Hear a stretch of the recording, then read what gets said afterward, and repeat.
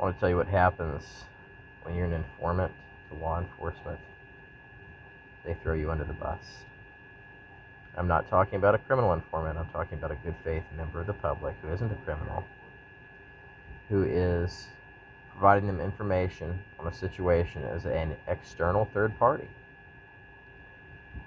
and did so for an extended period of time, possibly for years. You're trying to clean things up somewhere, or you're trying to make a difference because you were a victim of crime, or somebody you loved was a victim of crime, because you lost somebody, like I did. Law enforcement at no point extends male victims of crime any kind of offers of aid, legal assistance, medical assistance, financial assistance, retaliation protection, protective orders.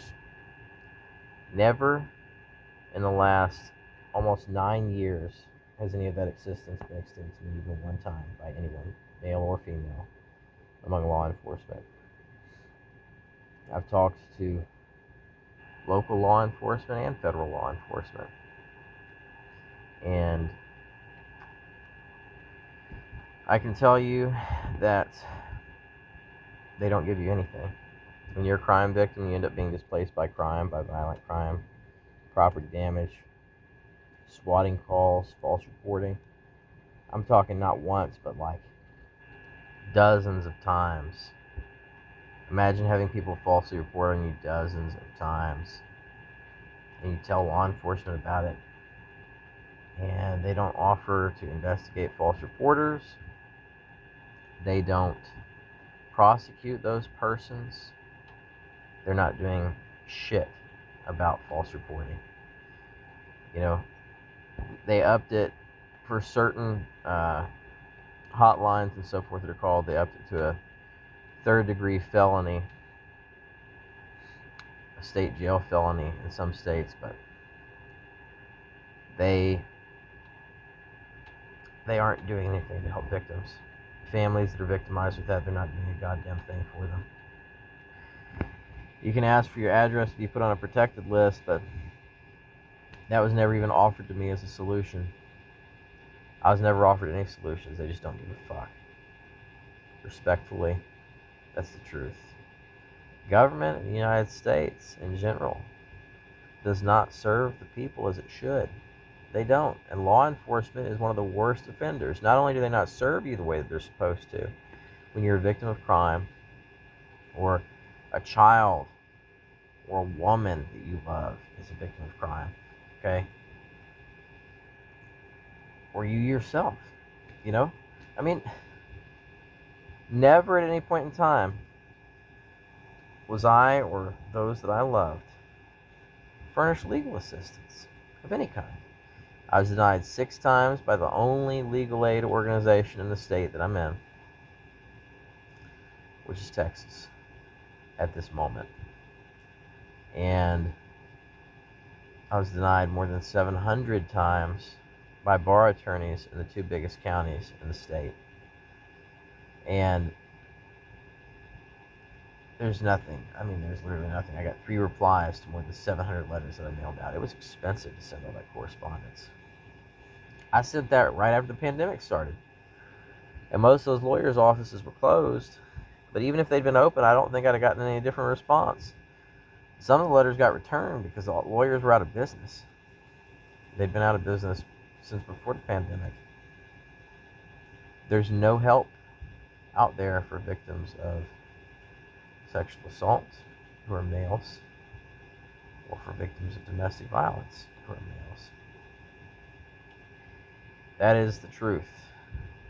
And you need to know if you're one of those people. If you're a male and you've been a victim of either one of those 2 things, or if you've been a victim of false reporting or swatting calls, there's no help out there. Law enforcement is not going to be helpful. They didn't even offer to investigate the false reporters. Sorry. It's ridiculous. I don't know what to do about any of it. Going on 9 years now, I've been dealing with the situation, and I've written several hundred letters, apart from the ones seeking legal assistance, explaining things to a much higher office in the U.S., hoping that somebody would intervene in the situation to stop the false reporting from continuing and to prosecute the people responsible. Because what was going on is we'd have people commit a crime against our house, like burglary, or break the windows out, or steal our AC, or steal fixtures out of the property like a toilet, or take our running water tank, the tank that stores running water outside, and pressurize the pipes in the house. And then they would turn around and they would threaten us with direct action or criminal retaliation through false reporting. They'd say, oh, we're going to call these people and make a false report if you call the police. And I'd say, well, you know what? We're going to lose the house anyway. We're going to lose it anyway. Because the bank, seeing what was going on, attacked us. And they sued to foreclose. The lender heard that the house was damaged from the hurricane. And they came and they sued to foreclose while all this other shit was going on. My wife had just died on my birthday. You know, what was I supposed to do? She was our provider too, because that was the role that she wanted. For years, she had worked to fulfill that role because that's what she desired to do. And I was the benefits person, working for benefits, for insurance. And I took care of everything else. And then she was just gone. A hidden drug problem forced on her by her abusers.